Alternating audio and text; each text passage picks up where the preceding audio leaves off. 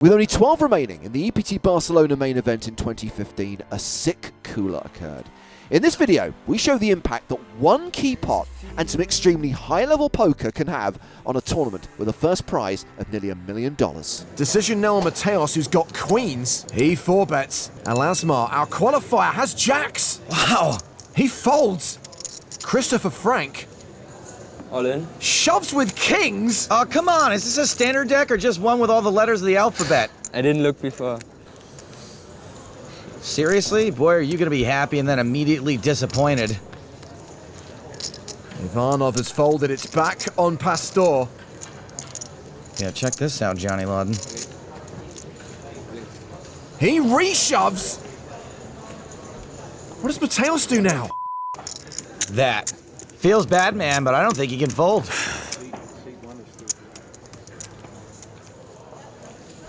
What a ridiculous hand. Having aces here and having them hold, that's how you become a grand final champion. And is that? 5. So sick. Sicker than Lucille Auster on a Gravitron. I don't know. He knows he's losing in at least one spot, but his odds are also pretty sick.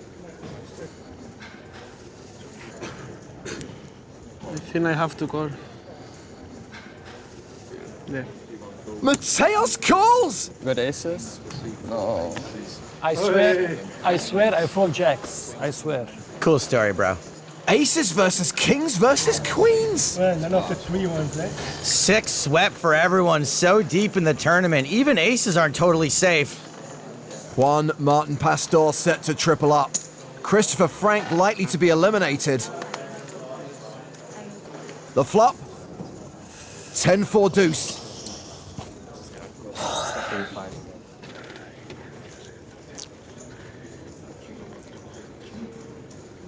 The turn card. It's a queen! I am so sorry. Buenos días, Adrian. And now there's a 90% chance we lose 2 players. Mateos goes from worst to first, and it's a double KO! Frank out! Yes. Pastor out! That really sucks. It's never happened. I swear I fold the jacks. Not now, Hattie.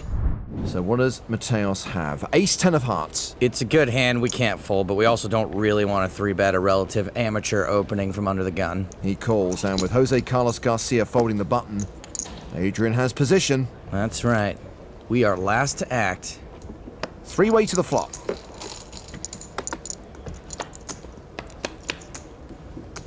Queen 10-4. Second pair for Mateos. I like it, but I don't love it. Action gets checked around. Totally fine with a check there. Turn card to the 6 of clubs. 2 flush draws out there now. And here comes a delayed continuation bet from Hadi Al-Asmar. The qualifier makes it 56K. That is a pretty small bet. Only Schemion raises to 160,000. Now, it's entirely possible Ola's raising because he's attacking perceived weakness. Seems a little crazy to call here, but I think Ola's gonna have nothing a lot.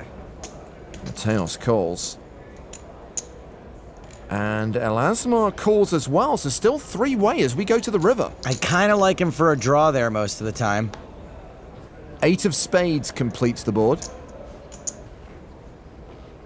Al-Asmar checks. Schemion, who raised the turn, checks as well. I think our hand is good enough. We can just check. If we bet, I don't know if it'd be a bluff or a value bet. Looks like Mateos is betting. 711,000 in the middle. He bets 435,000. I guess we're trying to bluff out slightly better, like a bad queen.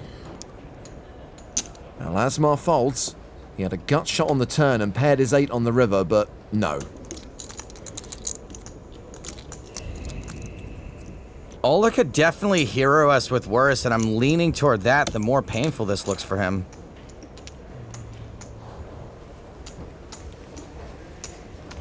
Schemion calls.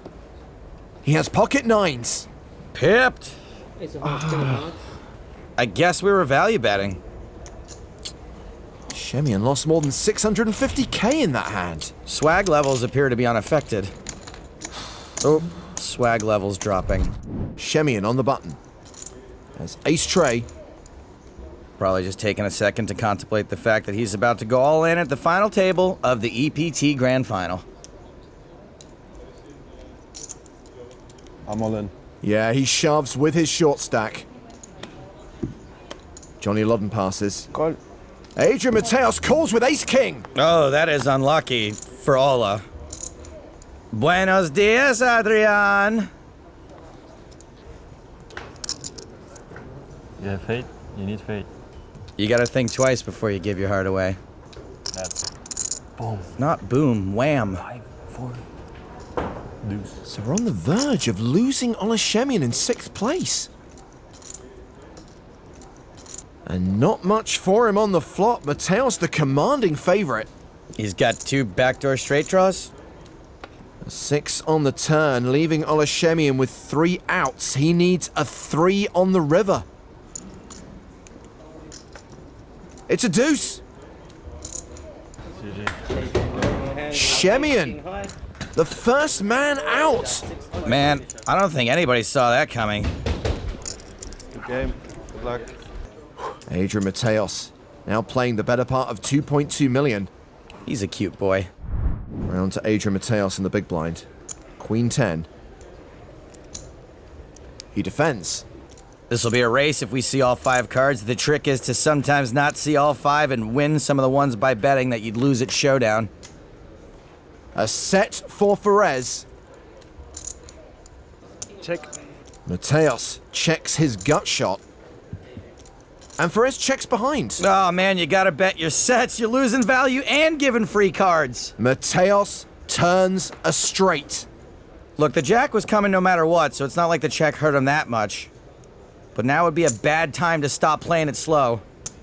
Mateos leads the turn for 250,000. Oh boy. Ferez raises to 500,000. It's not really Ferez's fault, but in general, you don't want to be checking when you're ahead and raising when you're behind. For your health. And now that Ferez has shown himself to be strong, I'd say there's a pretty good chance Mateos tosses in a few more betting discs.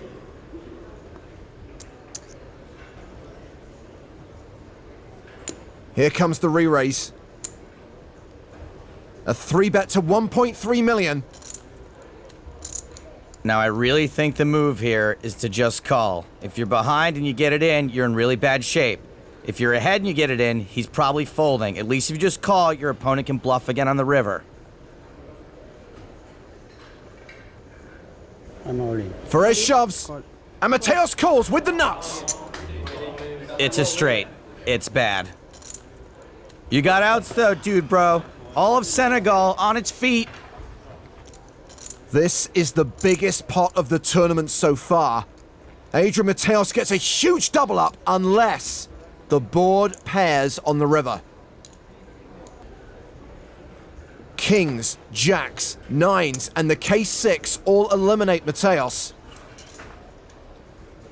The river card is a 10. Yes! That changes everything. Pocket fives under the gun. He raises to 160,000.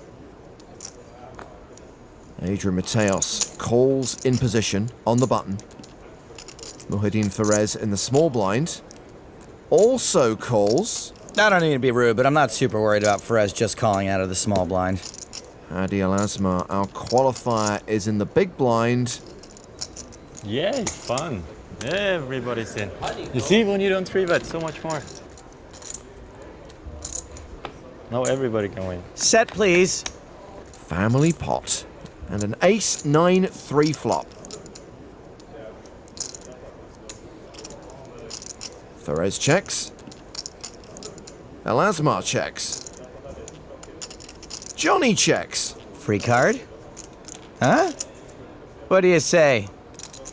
No dice. 275,000 from Mateos. Perez calls. Alasmar folds. He completely missed the flop. So calling would be pretty weird here with a bet and call in front of us, and I know what I would do, but folding's never really been Johnny's thing. Remember, those black chips are 100K apiece. This is a check raise to 715,000. Aha, all right. See, now Johnny did raise under the gun, so he can rep an ace here pretty realistically. We're repping an ace. Action back on Mateos. He calls. Mohedin Perez folds. He had a 9. Well, we got rid of one hand, and it was better than ours. So heads up to the turn. 4 of clubs. Having raised flop, Johnny checks the turn.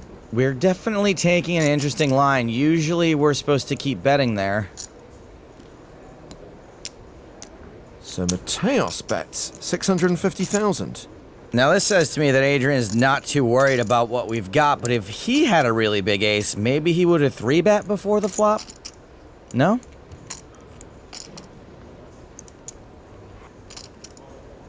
Johnny calls. And this hand's going to the river. With nearly 3.7 million in the middle, Johnny only has 2 million behind.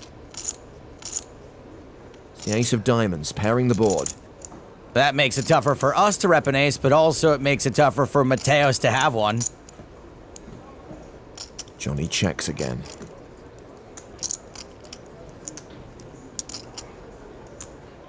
All in. And the chip leader shoves on Loddon. Oh, boy. Calling here and being right is the kind of thing legends are made of, but calling here and being wrong is so stupid and obvious that when you do it, you pretty much die of shame. I think this is a super easy fold, but for some reason, Johnny doesn't agree with me. Johnny knows just how aggressive Mateos has been. I can't even imagine the amount of dynamic and leveling that has been going on for Johnny to be even thinking about calling here.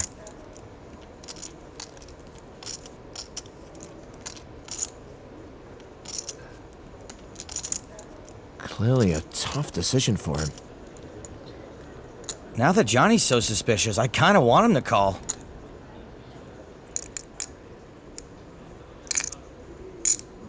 Johnny folds.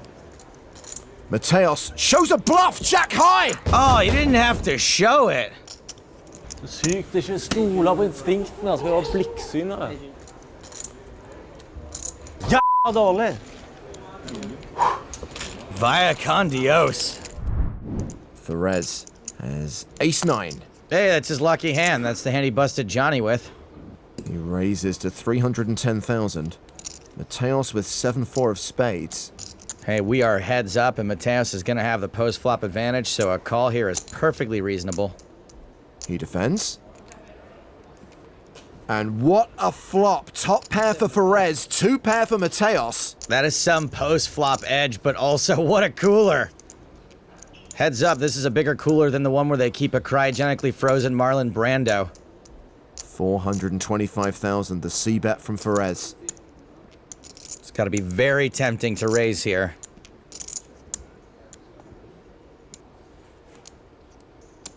Mateos does check raise. He makes it 1.1 million. Perez might just think Mateos is trying to push him around, the big bad pro.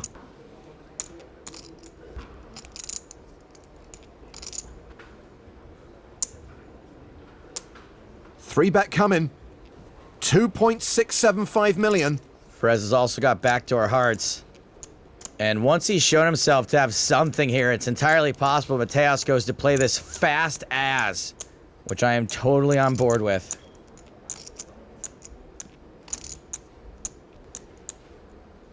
All in. Mateos moves all in. Too many chips in the middle to fold now. Perez calls. And the cards go on their backs. Dobles contra as 9. Doble stopper, sí. Perez has run pretty good this whole tournament, but that can all change in a blink of an eye. hearts, 9 of clubs, pair of aces. Adrian. The turn card. Jack of diamonds. So if Perez spikes an ace jack or 9 on the river, he's the grand final champion.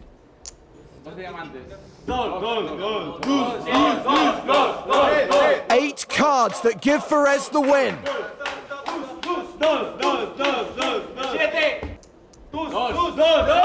It's a blank.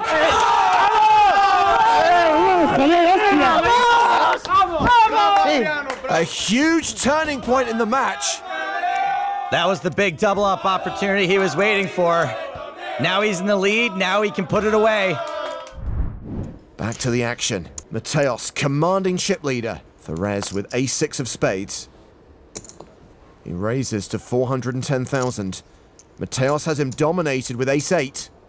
All in. He shoves on Perez. Ace on ace, heads up. One player short. This could be for all the monies. Perez calls! And this could be it. As 8 a 6. 8, 8. Vamos el 8. He doesn't need an ocho. He just needs no seis. More than half the time, Mateos seals the deal here.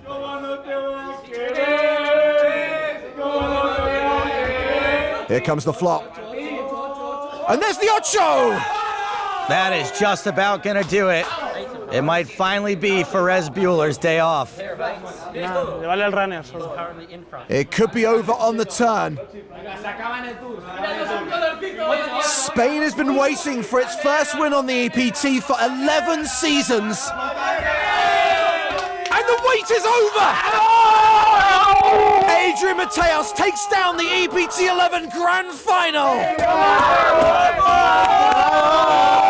And a great showing from amateur player Muhaddin Perez, who finishes second. Buenos días, Adrian.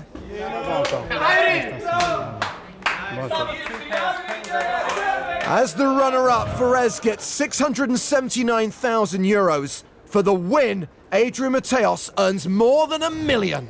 Adrian, I don't think I need to tell you, you are the first ever Spanish EPT champion. How proud are you right now? A lot. I'm so proud, and I want to thank you to all the people who supported me. Of course, I think that I will win one EPT. I don't know if I become the first or not, but it's one of my goals, and I'm really lucky to win the grand final. So for me, it's amazing.